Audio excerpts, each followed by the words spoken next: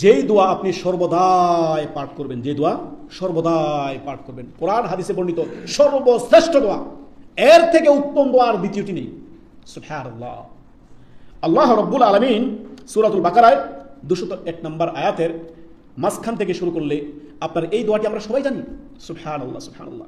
জীবনে সর্বদাই আপনি এই দোয়া নিজের সাথে ফিক্স করে নেন, নিয়মিত দোয়াটি পাঠ করবেন। দোয়াটি কি? রব্বানা আতিনা ফিদ দুনিয়া হাসানাতাও ওয়া ফিল আখিরাতি হাসানা ওয়া কিনা আযাবান নার। আল্লাহু আকবার। কোরআনে বর্ণিত দোয়া। আল্লাহ রাব্বুল আলামিন শিক্ষা দিচ্ছেন আমাদেরকে। নবী মুহাম্মদুর রাসূলুল্লাহ সাল্লাল্লাহু আলাইহি ওয়াসাল্লাম আমাদেরকে বলেছেন অধিক হারে দোয়া করতে, নিজের জন্য দোয়া করেন। রব্বানা, হে আমার প্রতিপালক, আতিনা, আমাকে দুনিয়া, আতিনা ফিদ দুনিয়া, দুনিয়া আল্লাহ আমাকে দান করেন, হালাল বৈধভাবে দান করেন, সচ্ছল করেন আল্লাহ আমাকে। রব্বানা আতিনা ফিদ দুনিয়া হাসানাতাও ওয়া ফিল আখিরাতি হাসানা ওয়া কিনা আযাবান নার। আল্লাহ দুনিয়াতে আমাকে সচ্ছল করেন, দুনিয়া আমাকে দান করেন, আমার আখিরাতেও আমাকে কি করেন? সফলতা দান করেন, জাহান্নামের আগুন থেকে আল্লাহ আমাকে হেফাজত করেন, ওয়া কিনা আযাবান নার। অতএব এই দোয়াটি সর্বদা নিজের জীবনের সাথে ফিক্স করে নেবেন। এর থেকে জামে ব্যাপক অর্থপূর্ণ দোয়া আর হতে পারে না।